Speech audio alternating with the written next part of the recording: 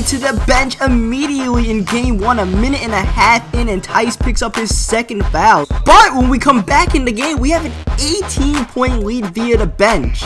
So we'll see if the Clippers have an answer in game 2. Yo, what's up everybody? Our playoff run continues. It's game 2 of the Western Conference Finals. We won game 1, got one step closer to the NBA Finals. We've been grinding all playoffs long for this. We have home court advantage, #1 seed, looking sloppy early on, but we get the perfect release in that 3 to give us the first points of the game. So CP3 says, anything you can do, I can do better, and knocks down that 3 right there. And he's like, anything you can do, I can. Nah, don't do that, CP3. You're not making all of those. We got good shot defense on that, and we got that a lot in game 1 on Chris Paul and the Clippers. We held CP3 in check, we held Blake Griffin in check, and then when we went on the bench early on the game, we were in foul trouble. The bench build up the lead big time that we stabilized for the rest of the game, as Klay Thompson is going to break that 3-pointer there. But in result of that, we have a 1-0 lead. But obviously, we are very far away from our goal of reaching the NBA Finals, as Chris Middleton, that 3 goes in and out. And Chris Middleton is in the game. I don't know how the Bucks gave him up, but Chris Middleton is on the Clippers. So that makes their lineup that much more deadly, as Chris Paul knocks down that 3,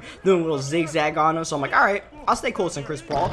So doesn't really matter, because Chris Paul is really good, and he still gets buckets no matter what you try to do. Is Iguodala to the rim right there. I think Middleton tried to contest it. Iggy just did not care. But the Clippers are just doing anything they want against us right now. Their offense, I mentioned in the previous video, is absolutely deadly, and especially when you're trying to take charges in the paint like Mike Scott did there, that puts us in trouble. Thankfully, we got Steph Curry coming off the bench, so we can answer their firepower with some firepower of our own. We had 26 points so far in this first quarter. Very good scoring first quarter, but the Clippers are just going on a unbelievably like hot streak to start this game. It's like I don't know how to stop it. I really don't know what to do. We're doing everything we can. Chris Paul is cooking. Dudes off the bench are cooking. Even though Steph Curry gives us 31 points, the Clippers scored 40 in the first quarter. 9-minute quarters. That's some astronomical numbers. So I mean, hopefully eventually they slow down, because if they don't, we're kind of in trouble. You see, we have to step back on Jordan Farmar, and that creates a nice amount of space. That gives us a bucket. We got 11 early on in this game. Obviously, a big contrast from game 1, when we only had, like, what, 2 points at this point, as we knocked down the 3 right there, chop up that lead some. And with the bench unit out there,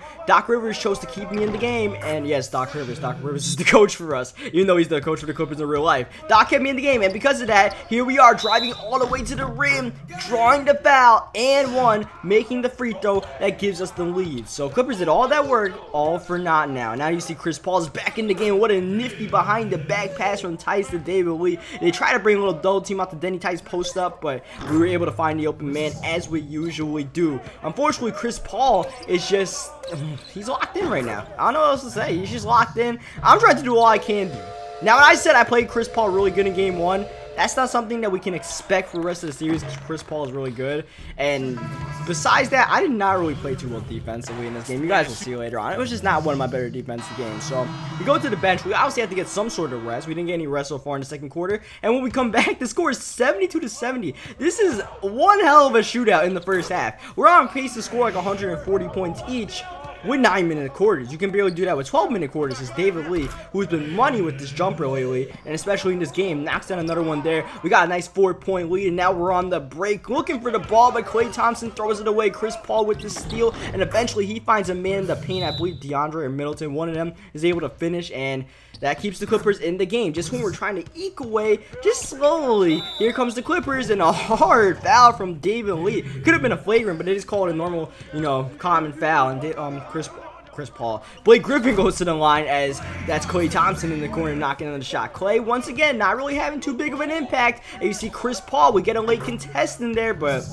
it's CP3, and sometimes he just has those games, and you're just along for the ride when he has those games. You see Chris Paul doing what he does best, flopping, but it's not really helping him too much, because he did not get the foul call, and because of that, we are scoring buckets out here. Back-to-back buckets for Tice. That time ended the shot clock. Just had to do what I could, and I did something dirty to that poor guy in the paint, doing like some double clutch dunk right there. As you see, we draw the double team, kicking it to Klay Thompson, who pulls up. Nice recovery by Barnes, I believe, and that's gonna allow the Clippers to get the stop. And and we still have this lead. It feels like we don't have the lead with how well the Clippers are playing, but Iguodala is getting buckets. We're getting so many buckets, and we're going into the fourth quarter almost scoring 100 points. We didn't even score this in a full game. I gotta emphasize that as Chris Paul gets the and one towards the end of the third quarter, and now the game is tied here in the fourth. You see, I'm trying to take Jamal, but while I'm trying to take Jamal, one of these dudes just jumps in the air. I believe Farmar, and I was like, all right, if you're gonna jump, I'll find the open man. I mean, I just cleared the passing lane. You see Steph Curry on the break pulls up the jumper. I mentioned it before. We like taking jumpers, like right here. A great pass from Tice, but unfortunately Harrison Barnes blows it. But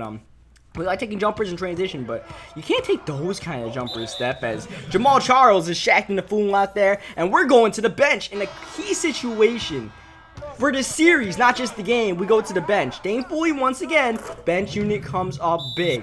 Not really big, but they didn't blow the lead. It basically stabilized. As Iguodala, immediately as we come off the bench, Iguodala trying to extend the lead some more. He breaks the shot, and then that starts a fast break. CP3, a great passer. He's got great passing vision. He's able to find JJ Redick, who is a sharpshooter, and knocks that down as they try to get the lob connection going. Instead, that starts a break for us, and I'm looking to lob Iguodala and teach him how you are supposed to lob the ball. Chris Paul is sloppy with those things. This is how you do it. Let's get Oracle rocking, even though the crowd noise is not on right now because my 2K is messed up. As Blake Griffin gets the foul call right there. Tight game right now. We're just trying to hold on and win this game. We don't have our foot on the gas pedal. We kind of do. We're trying to hold on for dear life right now because the Clippers just do not run out of ammunition, but we're starting to go on D run to give us that 2-0 series lead as Blake Griffin is trying to do all he can to prevent that, making it back a 4-point lead. Shot clock winding down. Klay Thompson can knock down the shot. I just gave him an ill feed right there, and then on the break, somehow JJ Redick gets wide open, and now all of a sudden, 2-point game, just like that blink of an eye. Now Clippers a chance to tie the game or take the lead, and CP3 almost gets the and one. He goes to the free throw line, knocks down both free throws, and now Tice trying to give his team the lead. He misses the layup there. Now the Clippers are on the break, looking to get the lead on this possession. Middleton pulling up and knocking down. Clippers up by 2 in a high-scoring affair. We find Klay Thompson wide open for the tie, but Klay cannot get it to go. And now the Clippers looking to extend the lead some more. They need this game badly. They want to steal one on the road. Chris Paul doing all he can, finding DeAndre, but DeAndre cannot finish. That gives us life in this game. We bounce past to Klay Thompson, looking for Klay to do something, but Klay's not really feeling it, so it's gonna have to be me. It's gonna have to be me, right? I got Blake Griffin on me. It's gotta be me, but Blake plays some tremendous defense. I lose my dribble. I gotta give it up to Klay Thompson, and Klay Thompson says, I got you, Denny. He drives on CP3, finishes over the smaller man, and ties the game up. What a bucket from Klay in the game he's been struggling in. Now 12 seconds left. Tie game. Clippers looking to hold for the last shot and the win. CP3, you know he's gonna have the ball. What's he gonna do with it? He lobs it to DeAndre Jordan for the lead. How did we give that up? I don't know, but CP3 finds DeAndre for the lob and the lead with 6 seconds left. We gotta answer back. Denny Tice with the ball driving to the rim and dunks it. Tie game again with 4 seconds left. Clippers called their last timeout. They're going for the win right now. Who's gonna get it? It's going to be CP3. Clock winding down. CP3 for the win. No! No, CP3 off the rim, no good. Tice all up in his grill, not allowing him to get that shot off clean. And we're going to overtime in game 2. Both teams, can they keep up the offensive intensity? Chris Paul says, yes, I can.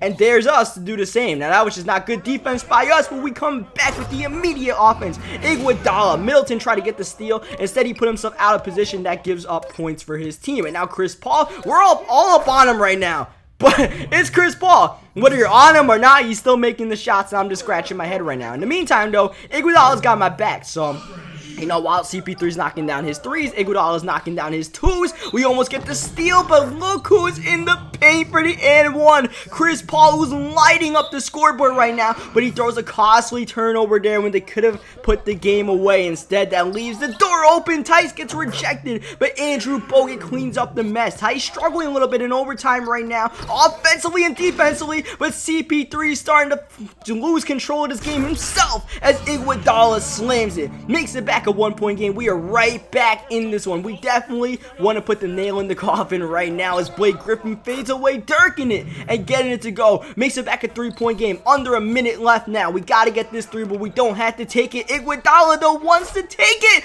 Bang! Andre Iguodala ties the game. What a shot over CP3. And now in a tie game, Clippers looking to get the lead once again. Same scenario. Chris Paul in the paint. Chris Paul gives his team the lead with 32 seconds left. Bad defensive lap by us. I'm looking to make up for it right away. Driving to the rim, but it's blocked on the offensive rebound and put back. David Lee and Andrew Bogut working together. And the game is tied again. Shot clock is not turned off, so they do not have the last shot here. But Chris Paul is definitely looking to give his team the lead right now. Denny Tice on him, and Denny Tice gets the steal. Strip CP3 on the break. Tice finds a wide open Clay for the lead. Clay doesn't get to go. Denny Tice on the boards. Tice bringing the ball back out. 10 seconds left. Looks like Warriors are holding for the last shot. Ball into superstar Tice's hands. 5 seconds left. Tice still at the top of the key. Tice driving to the rim on Blake Griffin. Finishes. Gives his team the lead. Clippers have no timeouts with 1 second left. It's going to be one heave. CP3. No. And the Warriors come out on top in an epic battle of two offenses that just could not miss. And in the end, we just had ball last. And Denny Tice made that defensive stop. Got the steal on CP3. Then the offensive rebound. I was hustling all over the place. Just, you gotta want it. That's all I can say. You gotta want the win. And today we wanted the win. Maybe a little bit more than them. CP3 definitely wanted it real bad, though. He scored a lot. So leave a like in the video if you enjoyed it. Subscribe for more 2K15 micro games. And I will catch you guys for game 3. And I promise Chris Paul will not score that much in the next game.